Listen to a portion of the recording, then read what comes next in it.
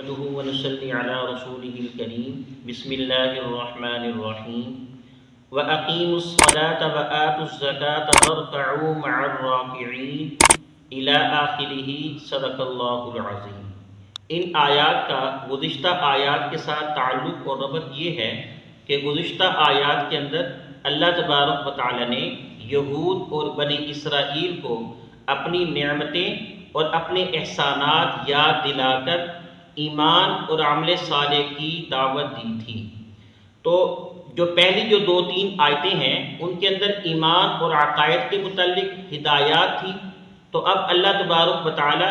عمل صالح کی بارے میں باتیں بیان فرما رہے ہیں کہ عمل صالح میں سے سب سے بڑا جو عمل صالح ہے وہ نماز کا حکم ہے۔ تو اللہ تبارک و تعالی ایمان کے بعد سب سے جو بڑا حکم ہے نماز کا، اس کا حکم دے رہے ہیں یہود اور بنی اسرائیل کو۔ اللہ نے فرمایا وَأَقِيمُوا الصَّلَاةَ وَآتُوا الزَّكَاةَ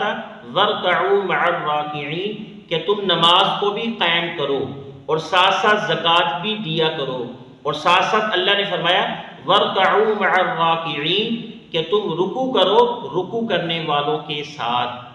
اب یہاں پر ایک سوال یہ پیدا ہوتا ہے کہ اللہ نے جب فرما دیا تھا کہ نماز کو قائم کرو، نماز کے اندر تو رکوع بھی آ جاتے ہیں، تو اللہ تبارک و تعالی نے الگ سے وَارْكَعُوا مَعَ الرَّاكِعِينَ یہ الفاظ کیوں استعمال فرمائے؟ اللہ تبارک و تعالی نے اس وجہ سے استعمال فرمائے کہ یہود کی نماز کے اندر رکوع نہیں تھا، تو اللہ نے فرمایا کہ جو نماز تم نے پڑھنی ہے وہ اسلامی نماز پڑھنی ہے، حضور علیہ الصلوۃ والسلام والی نماز پڑھنی ہے کہ جس کے اندر رکوع بھی ہو، اپنی نماز نہیں پڑھنی۔ لہذا نماز وہ پڑھنی ہے کہ جو حضور علیہ الصلوۃ والسلام لے کر آئے ہیں، جس کے اندر رکوع بھی ہے۔ اس وجہ سے اللہ تبارک و تعالی نے تاکید کے طور پر فرمایا وَارْكَعُوا مَعَ الرَّاكِعِينَ کہ نماز بھی پڑھنی ہے، زکوٰۃ بھی دینی ہے، اور ساتھ ساتھ رکوع بھی کرنا ہے، پھر تمہاری نماز معتبر ہوگی۔ یہود کے اندر کچھ لوگ ایسے تھے کہ جو حضور علیہ الصلوۃ والسلام کے اوپر ایمان لا چکے تھے، اسلام کو قبول کر چکے تھے۔ تو یہود کے جو علماء تھے، بنی اسرائیل کے جو علماء تھے، کہ جب علیحدگی کے اندر ان سے ملتے تو ان کو کہتے کہ بھئی تم نے صحیح راستے کا انتخاب کیا ہے، حضور علیہ الصلوۃ والسلام کی رسالت سچی ہے، اور تم نے اسلام کو قبول کر کے صحیح راستے کا، حق والے راستے کا، سچے راستے کا انتخاب کیا ہے، لہذا تم نے اس راستے کو چھوڑنا نہیں ہے۔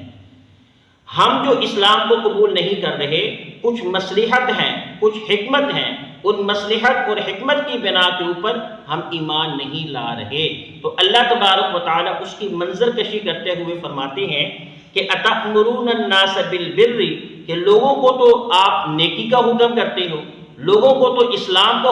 حکم کرتے ہو، حق کا راستہ دکھاتے ہو، وَتَنْسَوْنَ أَنفُسَكُمْ اور جب اپنی باری آتی ہے تو اپنی ذات کو تم بھول جاتے ہو، وَأَنْتُمْ تَتْلُونَ الْكِتَابَ حالانکہ تم تورات کے اندر پڑھتے ہو کہ وہاں پر کہ جو بے عمل عالم ہیں ان کی کتنی مذمتیں بیان کی گئی ہیں، ان کے بارے میں کتنی وعیدیں بیان کی گئی ہیں۔ وَأَنْتُمْ تَتْلُونَ الْكِتَابَ کہ تم کتاب کو، تورات کو پڑھتے بھی ہو، أَفَلَا تَعْقِلُونَ پھر بھی تمہیں سمجھ بوجھ نہیں ہے، تمہارے اندر عقل نہیں ہے۔ تو یہ اسلام کو قبول کیوں نہیں کرتے تھے؟ اس کی وجوہات تھی۔ ایک تو ان کے اندر حب جاہ اور حب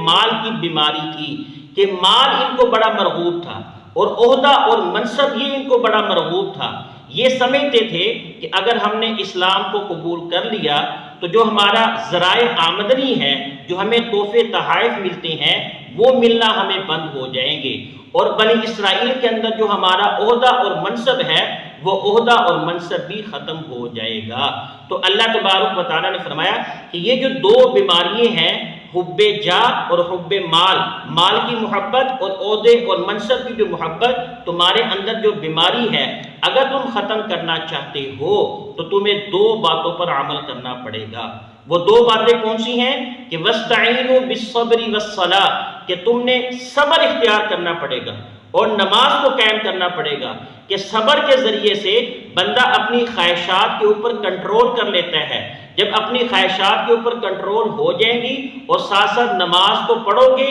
اور تمہارے اندر عاجزی اور انکساری آئے گی، کیونکہ جو نماز ہے اس کے اندر عاجزی ہی عاجزی ہے، انکساری ہی انکساری ہے، اللہ کے آگے جھکنا ہے، قیام کرنا ہے، پھر رکوع کرنا ہے، پھر سجدہ کرنا ہے، اس کے اندر عاجزی ہی عاجزی ہے۔ جب تم ان دو باتوں کو اختیار کرو گے، ایک تو صبر اختیار کرو گے، ساتھ ساتھ دوسرا نماز کو قائم کرو گے، تو اس کی وجہ سے تمہارے اندر حب جاہ اور حب مال کی جو بیماری ہے وہ ختم ہو جائے گی۔ جب وہ ختم ہو جائے گی تو تمہارا اسلام کو قبول کرنا آسان ہو جائے گا۔ آگے اللہ نے فرمایا وَإِنَّهَا لَكَبِيرَةٌ إِلَّا عَلَى الْخَاشِعِينَ کہ یہ جو صبر کا جو اختیار کرنا ہے اور نماز کا یہ جو پڑھنا ہے یہ بہت بھاری کام ہے، بہت وزنی کام ہے، بہت مشکل کام ہے۔ ساتھ ساتھ اللہ نے فرمایا کہ اس بندے کے لیے مشکل نہیں ہے، اس بندے کے لیے وزنی کام نہیں ہے کہ جس کے اندر 3 خوبیاں پائی جائیں گی۔ ایک الا علی الخاشعین کہ وہ عاجزی اختیار کرنے والا ہو، وہ خشوع خضوع اختیار کرنے والا ہو، اور دوسری بات الذین یظنون انہم ملاقو ربہم کہ وہ خیال کرتا ہو، اس کا مکمل یقین ہو کہ میں نے اپنے رب کے سامنے ملاقات کرنی ہے، مرنے کے بعد میں نے اپنے رب کے ساتھ ملاقات کرنی ہے۔ جب میں اپنے رب کے ساتھ ملاقات کروں گا تو میں اپنے رب کو کیا منہ دکھاؤں گا؟ اور فرمایا وَأَنَّهُمْ إِلَيْهِ رَاجِعُونَ اور وہ یہ سمجھتا ہو کہ میں نے اپنے لوٹ کر اپنے رب کی طرف جانا ہے۔ جس بندے کے اندر یہ 3 باتیں پائی جائیں گی،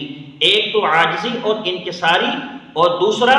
اس کا مکمل یقین ہے کہ میں نے اپنے رب کے پاس جانا ہے اور اپنے رب کے سامنے ملاقات کرنی ہے، تو اس کے لیے صبر کرنا اور ساتھ ساتھ نماز پڑھنا یہ اس کے لیے بوجھل اور مشکل کام نہیں ہے۔ تو اللہ تبارک و تعالیٰ سے دعا ہے اللہ مجھے بھی اور آپ کو بھی عمل کرنے کی ساتھ ساتھ سمجھنے کی توفیق عطا